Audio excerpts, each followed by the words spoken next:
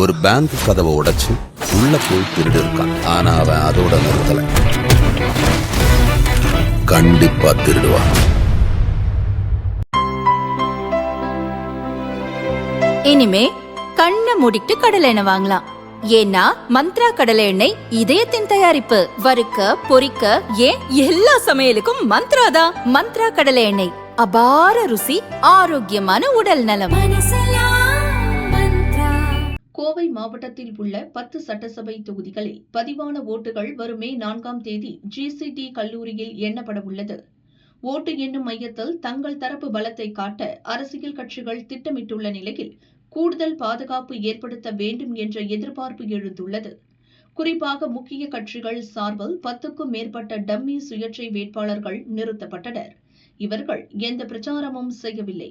ஓட்டு எண்ணிக்கை நாளில் முக்கிய கட்சிகளின் வேட்பாளர்களுக்கு ஆதரவாக செயல்பட இந்த சுயேட்சை வேட்பாளர்களின் முகவர் அனுமதியை பெற போட்டி நடக்கிறது. பெரிய கட்சிகள் தங்கள் பலத்தை காட்ட பணம் கொடுத்து ஏஜென்ட்டுகளை வாங்கும் போக்கும் உள்ளது.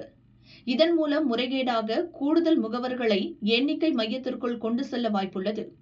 வேட்பாளர்கள் எண்ணிக்கை அதிகமாக இருப்பதால் சுமார் 3200 முகவர்கள் வரை மையத்திற்குள் நுழையலாம் என்கிறார் வேட்பாளர் ஒருவர். ஆனால் GCT கல்லூரியில் உள்ள ஓட்டு எண்ணும் மையத்தில் இடவசதி குறைவு. ஒரே நேரத்தில் ஆயிரக்கணக்கான முகவர்கள் திரண்டால் கடும் நெருக்கடியும் சலசலப்பும் ஏற்பட வாய்ப்புள்ளது.